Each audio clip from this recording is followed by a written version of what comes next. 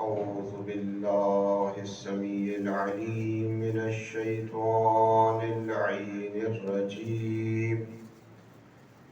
بسم الله الرحمن الرحيم. الحمد لله الكائن قبل أن يكون كرسي أو عرش أو سماء أو أرض أو جان أو إنس، لا يدرك بفهم ولا يقدر بفهم، ولا يشغله سائل ولا ينقصه نائل، ولا ينظر بعين ولا يحد بعين، الذي ليس له ضد ولا ند ولا مثل ولا شبيه. ثم الصلاة والسلام على سيدنا ونبينا ومولانا أبي القاسم المصطفى محمد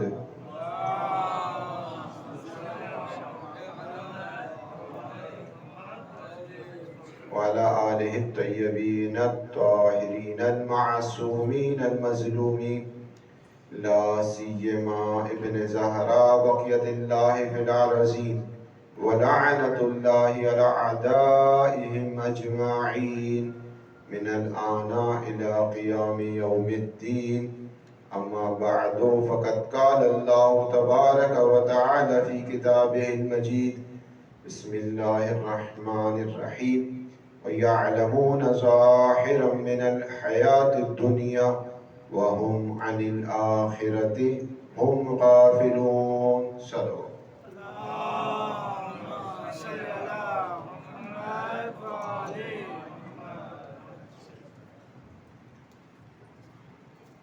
پروردگار متعال کی طرف سے خاص توفیق ہے کہ مسلسل اس آیہ مبارکہ کو آپ کی خدمت میں پیش کیا جا رہا ہے، یا یوں کہیے کہ جس آیت کی خدمت میں ہم پیش ہو رہے ہیں، جس میں واضح طور پر پروردگار متعال دو نگاہوں کو بیان کر رہا ہے، دو قسم کے افراد کو بیان کر رہا ہے۔ ایک وہ ہیں جو فقط اس ظاہری دنیا کو ہی جانتے ہیں اور اس کے علاوہ کسی اور چیز کو نہیں جانتے، اور ایک وہ ہیں جو اس ظاہری دنیا سے نکل کر حقیقی دنیا تک رسائی رکھتے ہیں۔ عقل مند شخص کبھی بھی حقائق سے گھبراتا نہیں ہے، بلکہ حقائق کو جاننے کی کوشش کرتا ہے، اسے سمجھنے کی کوشش کرتا ہے، اور پھر اس حقائق کے اعتبار سے اپنی زندگی میں اقدامات کرتا ہے۔ لیکن جو احمق شخص ہوتا ہے وہ حقائق سے منہ موڑ لیتا ہے، آنکھیں بند کر لیتا ہے، اور آنکھیں بند کرنے سے وہ یہ سمجھتا ہے کہ اب چونکہ میں نے آنکھیں بند کر لی ہے تو شاید یہ حقیقت بھی ختم ہو گئی۔ لیکن یہ اس کے حکم کی دلیل ہے کہ وہ آنکھیں بند کرنے سے جو نتیجہ یہ نکالتا ہے کہ اب گویا حقیقت بھی حقیقت نہیں رہی، کیونکہ میں نے اس سے نظریں چرا لی، جبکہ ایسا نہیں ہوتا۔ اس کے آنکھ بند کرنے سے حقیقت اپنی جگہ پر باقی اور قائم رہتی ہے۔ اسی لیے سارا نقصان خود اسی شخص کو اٹھانا پڑتا ہے جو آنکھیں بند کیے بیٹھا ہے۔ پروردگار متعال فرما رہا ہے کہ یعلمون ظاہرا من الحیات الدنیا، ان لوگوں نے فقط مادی دنیا میں اپنی آنکھیں کھلی رکھی ہے، وَهُمْ عَنِ الْآخِرَةِ هُمْ غَافِلُونَ، لیکن جب آخرت کی بات آتی ہے تو یہ آنکھیں بند کر کے بیٹھ جاتے ہیں، وہاں سے ان کا کوئی ربط نہیں ہوتا۔ اسی لیے یہی دلیل ہے ان کی ناکامی کی کہ یہ حقائق پسند نہیں ہے، اگرچہ اپنے آپ کو جتنا بھی کہتے رہیں کہ ہم حقیقت پسند ہیں، اگر حقیقت پسند ہوتے تو کبھی بھی آخرت سے بھاگتے نہیں، بلکہ اس حقیقت کا اقرار کرتا ہے، اپنی زندگی میں اس حقیقت کو نافذ کرتا ہے اور اس کے اعتبار سے اقدامات کرتا ہے۔ لیکن یہ لوگ اس سے دور رہیں، جس کے نتیجے میں ان تمام اقدامات سے بھی ان کی زندگی بہرے مند نہیں ہو سکی۔ ایک درود پڑھ دیجئے محمد و آل۔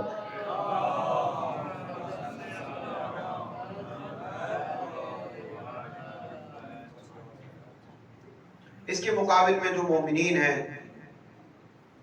خصوصاً وہ افراد جو کہ ہمارا موضوع توحیدی نگاہ میں حقیقت کربلا ہے، خصوصاً کربلائی افراد، وہ مومنین جو امام مظلوم کے ہمراہ تھے، جنہوں نے ہمراہی اختیار کی، وہ تمام حقائق سے آگاہ تھے۔ اور سب سے بڑی حقیقت یہ تھی کہ ان لوگوں نے مودت اہل بیت کا پاس اور لحاظ رکھا ہوا تھا کہ کل اس پر گفتگو ہوئی کہ پروردگار متعال قرآن مجید میں یہ ارشاد فرماتا ہے کہ ما اسألکم علیہ من اجر الا من شاء ان یتخذ الی ربہ سبیلا، کہ اے رسول آپ کہہ دیجئے کہ میں تم سے کوئی اجر نہیں چاہتا ہوں، نہ چاہتا ہوں نہ تم کچھ دے سکتے ہو، میں کوئی اجر نہیں چاہتا۔ یہ تمام رسالت کا بوجھ جو میں نے اٹھایا اور تمام حقائق سے جو تمہیں آگاہ کیا، عالم مادے کو عالم غیب سے متصل کیا، تو اب اس کے بدلے جو شخص چاہے وہ اپنے رب کا راستہ اختیار کرے، الا من شاء ان یتخذ الی ربہ سبیلا، وہ اپنے رب کا راستہ اختیار کرے۔ جو راستہ میں نے بتایا ہے اسی راستے پر اگر رہے تو گویا یہ اجر رسالت ہے جو میں مانگ رہا ہوں، اور یہ جو میں مانگ رہا ہوں یہ بھی تمہارے لیے مانگ رہا ہوں، اس میں تمہارا ہی فائدہ ہے۔ جس راستے کی میں نے دعوت دی ہے، جو سبیل اللہ ہے، جو راستہ توحید ہے، اسی پر گامزن رہو۔ اور اس کا جو اسلوب ہے اس آیت کا، وہ دوئیت بردار نہیں ہے، یعنی یہ نہیں ہو سکتا کہ دو چیزیں ہو جائیں۔ مثال کے طور پر فرض کریں یہ عربی کا اسلوب اس انداز میں ہے، جسے ہم اصولی زبان میں کہتے ہیں کہ ہم مفہوم ہیں، تو جو طالب علم ہیں وہ تو میرا ساتھ دیں گے، ان کے لیے تو واضح ہے یہ مباحث۔ زائرین کرام کو متوجہ کرنے کے لیے مثالیں میں دے رہا ہوں کہ اگر میں یہ کہوں کہ آج میرے گھر کوئی مہمان نہیں آیا تھا سوائے میرے دوست کے، اور پھر میں آپ سے یہ کہوں کہ آج میرے گھر کوئی نہیں آیا تھا سوائے زید کے، تو اس کا کیا مطلب نکلا؟ جی اس کا کیا مطلب نکلا؟ اس کا مطلب یہ ہے کہ وہ جو میرا دوست ہے وہی زید ہے، یہ دونوں ایک ہی شخص ہے۔ یہ نہیں ہے کہ ایک میرا دوست کوئی اور ہے اور یہ شخص زید کوئی اور ہے، کیونکہ اسلوب اس انداز میں ہے کہ دوئیت بردار نہیں ہے۔ ایک بار میں آپ سے کہوں کہ میرے گھر کوئی نہیں آیا تھا سوائے میرے دوست کے، اور پھر میں کہوں میرے گھر کوئی نہیں آیا تھا سوائے زید کے، تو آپ کو لیے واضح ہو جائے گا جو زید ہے وہی دوست ہے، جو دوست ہے وہی زید ہے، ان کے درمیان تفریق اور جدائی نہیں ہے۔ پروردگار متعال سورہ فرقان میں یہ کہہ رہا ہے ما اسألکم علیہ من اجر الا من شاء ان یتخذ الی ربہ سبیلا۔ رسول فرما رہے ہیں کہ میں آپ سے کوئی اجر رسالت نہیں مانگتا سوائے اس چیز کے کہ جو شخص چاہے وہ اللہ کے راستے کو اپنائے، سبیل اللہ پر آ جائے۔ اب یہ سبیل اللہ کیا ہے؟ سورہ مبارک شورى میں کہا قول، اے رسول آپ کہہ دیجئے لا اسألکم علیہ اجرا، میں تم سے کوئی اجر نہیں مانگتا الا المودۃ فی القربى، مگر میرے قرابت داروں اہل بیت کی مودت۔ یہاں سے واضح ہوا جو مودت ہے وہی سبیل اللہ ہے، اور جو سبیل اللہ ہے وہی مودت ہے، ان کے درمیان جدائی نہیں ہے۔ درود پڑھ دیجئے محمد و آل محمد۔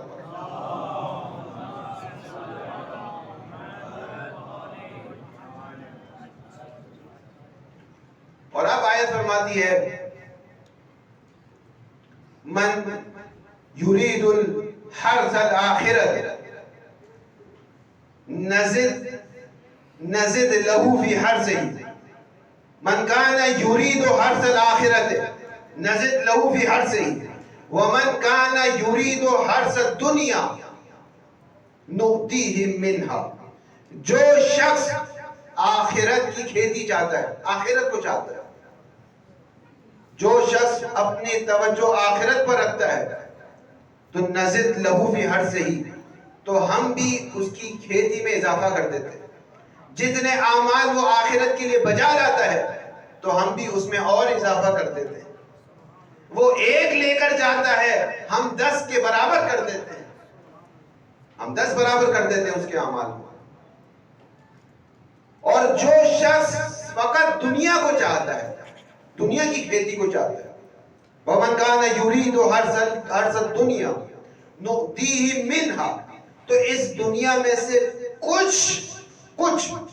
کچھ ہم اسے دے دیتے ہیں، کچھ اسے دے دیتے ہیں۔ وَمَا لَهُ فِي الْآخِرَةِ النَّصِيبُ، اور اب آخرت میں ہم اسے کچھ عطا نہیں کریں گے، کیونکہ اس کی نگاہ آخرت کی جانب تھی ہی نہیں۔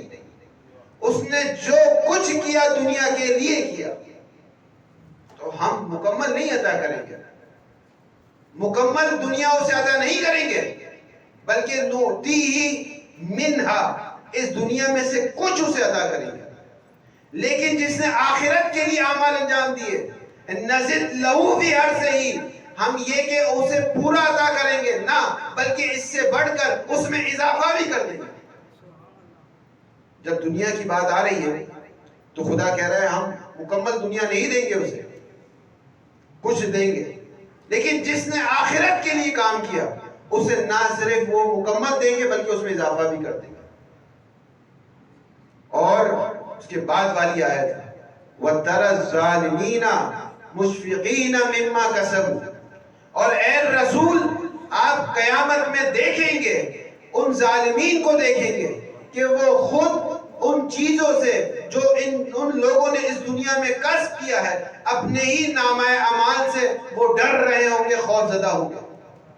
جن لوگوں نے دنیا چاہی، قیامت میں جب انہیں نامہ اعمال دکھایا جائے گا وَتَرَى الظَّالِمِينَ مُشْفِقِينَ مِمَّا كَسَبُوا، تو ابھی جہنم نہیں دکھائی گئی انہیں، ابھی جہنم نہیں دکھائی گئی، ابھی عذاب فرشتے عذاب اس پر نہیں آیا، ابھی انہوں نے صرف اپنا نامہ اعمال دیکھا ہے۔ مما کسبو، جو چیزیں ان لوگوں نے اس دنیا میں کسب کی ہے فقط اس کو دیکھا ہے، اسی سے خوف زدہ ہو گئے۔ اور یہاں کچھ بزرگان علماء حضرات یہ فرماتے ہیں کہ انسان جو دنیا کے لیے کام کر رہا ہے تو زیادہ سے زیادہ وہ کیا ملے گا، زیادہ سے زیادہ اس پوری دنیا میں جتنا سمیٹ لے گا تو کیا سمیٹ لے گا وہ؟ آخر میں یہ دیکھے گا کہ بہت زیادہ سمیٹ لیا تو چند مکانات مٹی کے میں نے تعمیر کر دیے، چند لوہے کی گاڑیاں میں نے اپنے پاس رکھ لی، میں اس کا مالک بن گیا، چند زیورات کا میں مالک ہو گیا، اور کتنا دنیا سے اور استفادہ کر سکے گا۔ مثلا ایک مثال دیتے ہیں، کہتے ہیں اسے آخرت میں پتہ چلے گا اس نے کیا کیا دنیا میں، کہتے ہیں زیادہ سے زیادہ 1000 بکرے اس نے کھا لیے دنیا میں، اور کیا کیا، اس سے زیادہ تو کچھ نہیں کر سکے گا۔ جب ان نامہ اعمال کو دیکھے گا، یہ میں نے کیا کسب کیا دنیا میں، یہ میں نے کیا اکٹھا کیا، اس کے لیے میں نے دنیا گزاری۔ اے رسول ترل ظالمین مشفقین مما کسبوا، وہ جو ظالمین تھے ابھی ہمارا عذاب نہیں آیا، وہ اپنے نامہ اعمال کو دیکھ کر ہی ڈر جائیں گے کہ یہ ہم نے کیا کیا دنیا میں۔ لیکن والذین آمنوا وعملوا الصالحات فی روضات الجنات لهم ما يشاءون عند ربهم وذلك هو الفضل الكبير۔ لیکن جن لوگوں نے ایمان لائے، جو لوگ ایمان لائے اور نیک اعمال انجام دیے، عمل صالح انجام دیے، لہم ما یشاؤون عند ربہم، ان کے لیے ہر وہ چیز ہوگی جو وہ چاہیں گے۔ آخرت میں جو کچھ وہ چاہیں گے اپنے رب کے پاس، خدایا مجھے یہ عطا کر، ان کو وہ مل جائے گا۔ جو کچھ وہ چاہیں گے، لہم ما یشاؤون، جو کچھ وہ چاہیں گے، عند ربہم، وہ اپنے رب کے پاس حاضر پائیں گے۔ ذالک هو الفضل الکبیر، یہ خدا کی جانب سے فضل کبیر ہے، کیونکہ اس نے اضافہ کیا تھا۔ نزد لہو فی حرثہ، جس نے آخرت کا ارادہ کیا پروردگار نے اس میں اضافہ کیا۔ جب اس میں اضافہ کر لیا، فی روضات الجنات، جنت کے باغ ہوں گے، لہم ما یشاؤون عند ربہم، نہ صرف باغ نہیں بلکہ جو کچھ چاہیں گے وہ اپنے رب کے پاس حاضر پائیں گے۔ یہ فضل کبیر ہے جو پروردگار کی طرف سے۔ اب اس آیت میں دو چیزیں مانگی گئی، دو چیزیں اہل جنت کے لیے، دو چیزیں کہی گئی۔ ایک روضات جنات ہے، جنت کے باغات، روضات الجنات، اور دوسری چیز فضل کبیر ہے، یہ دو ملے گی۔ ذالک یبشر اللہ عبادہ الذین آمنوا وعملوا الصالحات، یہ دو چیزیں ان لوگوں کے لیے ہیں جو ایمان لائے اور نیک عمل انجام دیے۔ یہ دو چیزوں کی بشارت ہے پروردگار کی طرف سے ان کے بندوں کو۔ لیکن بندوں کو کرنا کیا پڑے گا؟ اب اس کے بعد والی آیت بتا رہی کہ اگر روضات الجنت تک جانا چاہتے ہو، اگر جنت میں ما یشاؤون عند ربہم، جو کچھ چاہو گے وہ تمہارا ہو جائے گا، اگر نیک اعمال انجام دینا چاہتے ہو، ایمان کی راہ پر رہنا چاہتے ہو، تو کرنا کیا ہوگا؟ قول، اے حبیب ان سے کہہ دیجئے، لا اسألکم علیہ اجرن، کہ میں تم سے کچھ نہیں چاہتا، الا المودۃ فی القربى، مگر اپنے قربا کی مودت چاہتا ہوں، اہل بیت کی مودت چاہتا ہوں۔ یعنی اس سے پہلے والی آیت میں بیان فرمایا کہ جو سبیل اللہ ہے وہ بھی یہ راستہ ہے، اس آیت میں فرمایا اور روضات الجنت جس کو حاصل کرنا ہے اس کے لیے بھی یہی راستہ ہے۔ درود پڑھ دیجئے محمد و آل محمد پر۔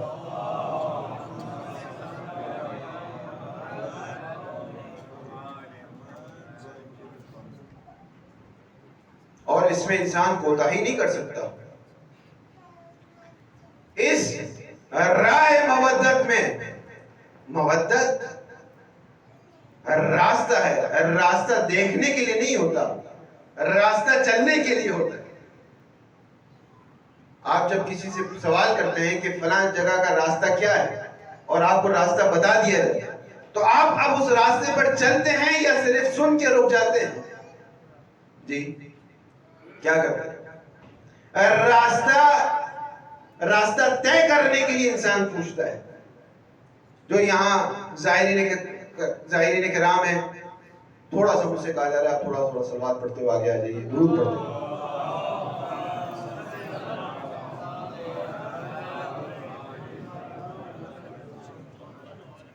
جو زائرین کرام ہیں وہ جب معلوم کرتے ہیں کہ کون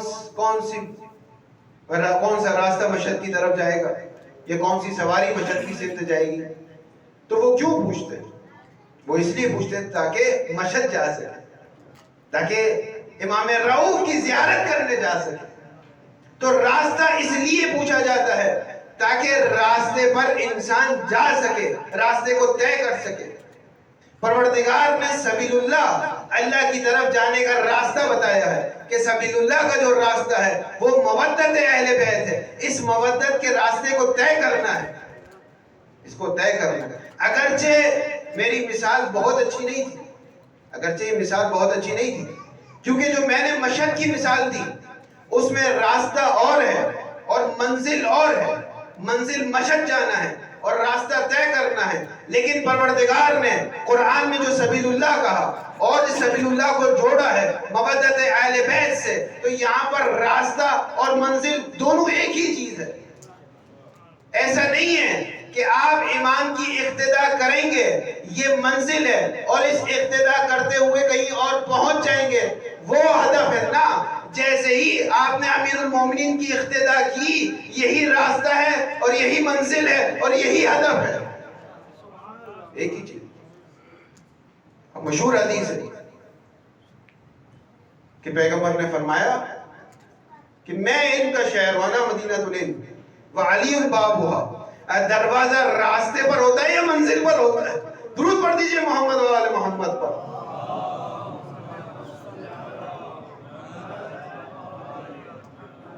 اسی لیے کوئی یہ نہ سمجھے کہ یہ راستہ ہے فقط، نہ یہ منزل بھی ہے. علی مع الحق والحق مع علی. علی حق کے ساتھ ہے اور حق علی کے ساتھ ہے. اور جہاں علی جا رہے ہیں حق ان کی اتباع کر رہا ہے، حق ان کے پیچھے جا رہا ہے، حق ان کے پیچھے جا رہا ہے. علی آگے جا رہے ہیں، حق پیچھے جا رہا ہے. صراط بنتی جا رہی ہے. ہم سے کہا جا رہا ہے کہ اس صراط پہ رہو، اہدنا الصراط المستقیم. خدایا ہمیں صراط مستقیم پر رکھ، اسی صراط پہ چلتا رہوں گا، حق سے ملاق ہو جاؤں گا، علی سے ملاق ہو جاؤں گا. یہی میرا راستہ ہے، یہی میری منزل ہے. وہ یہ نہ سمجھے، کسی کے ذہن میں یہ نہ ہے کہ امام علی سے منسلک ہونے کے بعد اب ہم کہیں اور پہنچیں گے. نا، یہی آپ کی منزل تھی.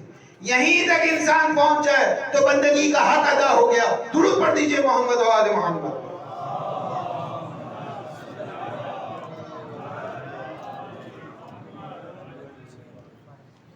اور اس میں کوتاہی نہیں کر سکتے.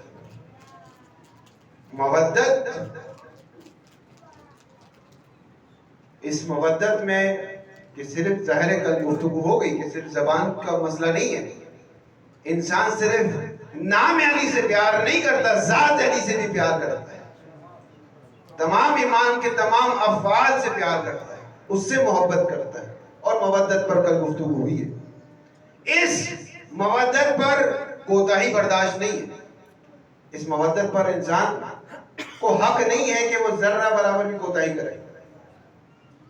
ایک صحابی مولا کائنات حضرت علی بن ابی طالب علیہ السلام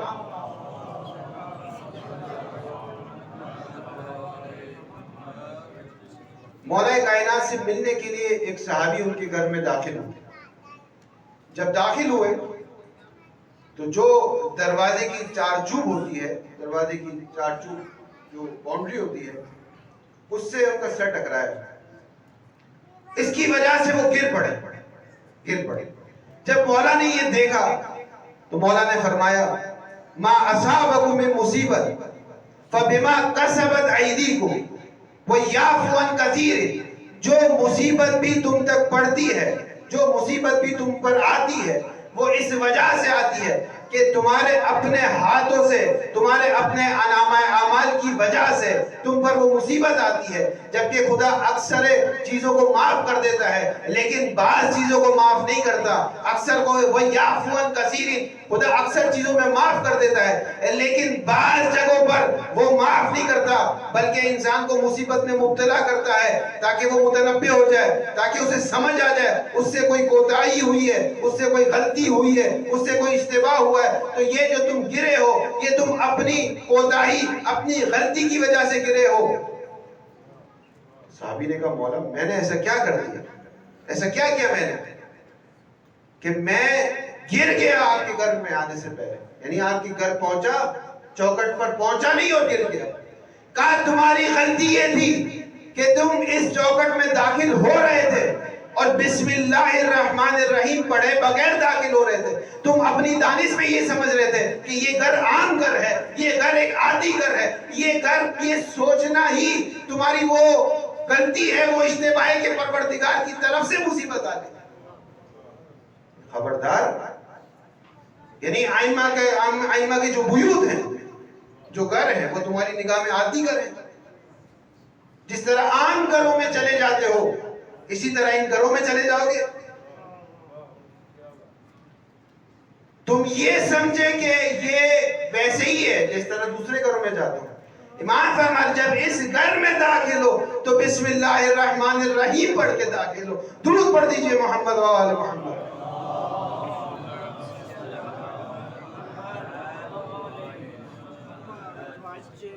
اسی لیے مودت کا راستہ معرفت سے ہوتے ہوئے گزرتا ہے. بغیر معرفت کے مودت حاصل نہیں ہوتی انسان کو. اور معرفت میں یہ ہے کہ انسان یہ جان لے کہ جو کچھ علم امام ہے اس میں کوتاہی اور غلطی کا امکان نہیں ہے. جو کچھ افعال امام ہیں وہ سب کے سب عصمت بردار ہیں. سارے قول، ساری گفتگو امام کی عصمت کے ساتھ ہے، معصومانہ گفتگو ہے، اس میں غلطی کا امکان نہیں ہے. اور جو کچھ امام نے کام کیے ہیں وہ سب کے سب کام ایسے ہیں کہ جس میں خطا کا کوئی امکان نہیں ہے. یہ معرفت کے مراتب ہیں. کم سے کم انسان یہاں سے شروع کرتا ہے معرفت، کہ اگر ذہن میں یہ بات حضور کر گئی ذہن میں یہ بات کہ شاید یہ بات امام نے اپنی طرف سے کی ہو، خدا کی طرف سے نہ ہو، رسول اللہ کی طرف سے نہ ہو، تو یہ انسان معرفت سے گر جاتا ہے. جب معرفت سے گر جاتا ہے مودت سے گر جاتا ہے. جب مودت سے گر جاتا ہے روضات الجنت سے گر جاتا ہے، سبیل اللہ سے ہٹ جاتا ہے. اسی لیے آپ دیکھیں کہ صادق آل محمد امام جعفر صادق علیہ السلام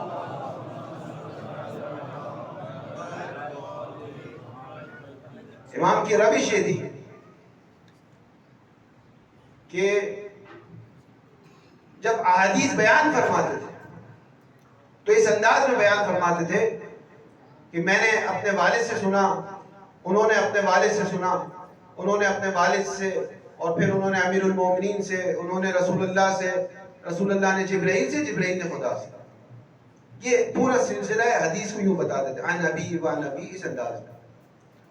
تو ایک بار امام نے فرمایا قال رسول اللہ، کہ رسول اللہ نے یہ فرمایا، اور وہ جو پورا ترتیب تھی اس ترتیب کو حذف کر دیا اور صرف اتنا کہہ دیا قال رسول اللہ نے یہ فرمایا.